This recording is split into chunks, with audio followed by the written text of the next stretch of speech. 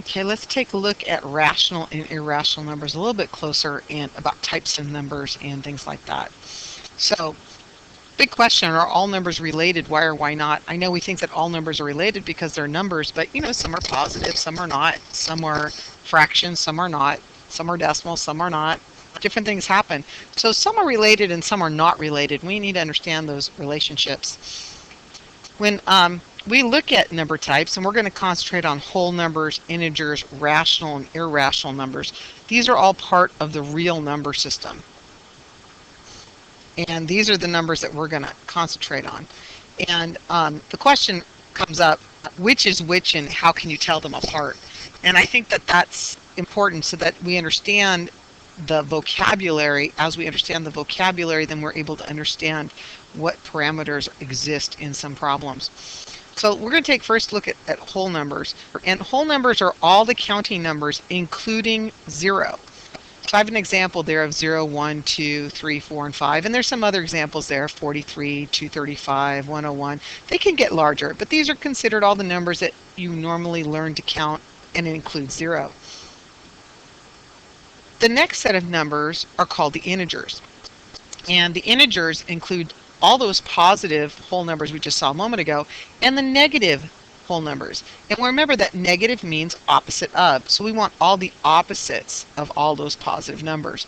So here again we have an example, -3, -2, -1, 0, 1, 2, and 3.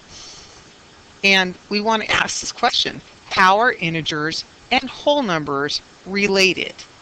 Now we can hopefully see a little bit of a pattern there in that all whole numbers are integers because integers include both positive and negative whole numbers. But I have a question into here. Are all integers whole numbers? Well, the answer to that is no, because integers include the negative numbers, and negative numbers are not whole numbers. So although whole numbers can be integers, not all integers are whole numbers. Okay, let's take a look at the next number set, which is the rational numbers.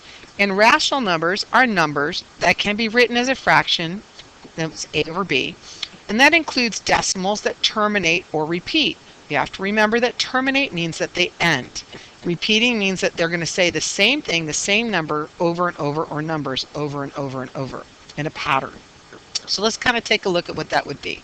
So if we look at this first one, 4.375, we know that we can change that to 4 and 375 thousandths because that's actually how this is read.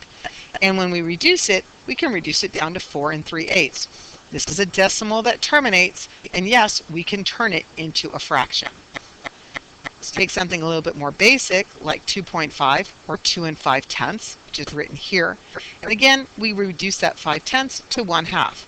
Again, a decimal that terminates, we can turn into a fraction. Let's take a look at a repeater. Here we have 0.3 with a bar over it, and that is written as 3/9. And again, we would reduce that down to 1/3. So now that we can see that decimals that terminate and decimals that repeat can be turned into rational numbers, into fractions, so they're considered rational. Now, all integers and whole numbers are rational numbers because you can make them into a ratio or a fraction by putting a 1 underneath it. For example, 24, a whole number, it's also an integer. Put it over 1, it becomes a fraction. Same is true for any number that is a whole number or an integer. We can turn those into fractions by putting 1 underneath it.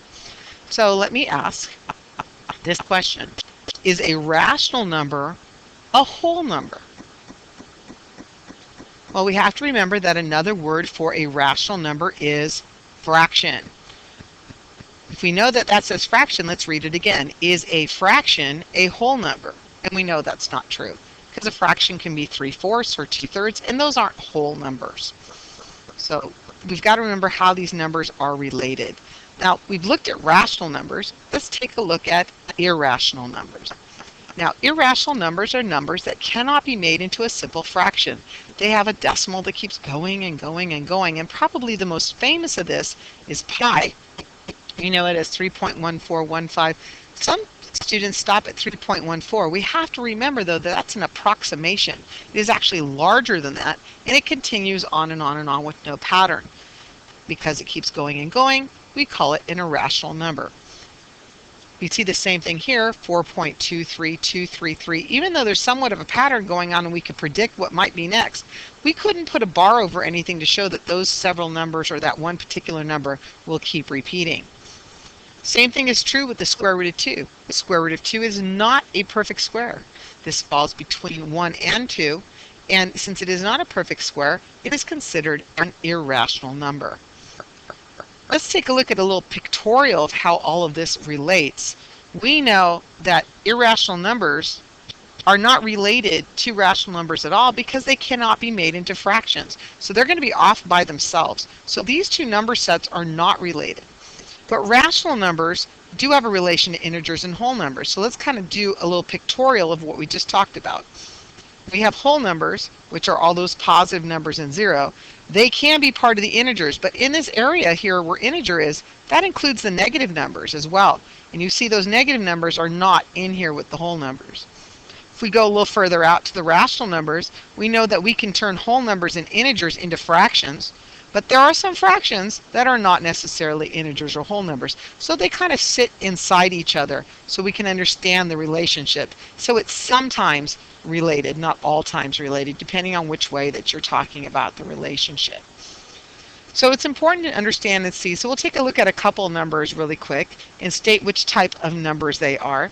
So let me take a look at this first one here. We see the number 0. We know that 0 is a whole number. It is an integer.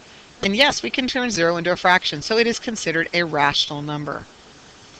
If we take a look at another number here, 2.454554555 with a bunch of dots, which means it's going to keep going, we can see no pattern going on, and it's going and going and going. So this would be an example of an irrational number. Again, two more to look at here. We'll look at -4. -4 is a negative number, so we know it is part of the integer family. We can also turn this integer into a fraction by putting it over 1, so it's also a rational number. And our last one we're going to look at, 2.45, which is read 2 45/100ths. And since we can turn it into a fraction, it is a rational number. Hopefully these examples have helped shown what the difference is between rational and irrational numbers, and you have a better understanding of those things.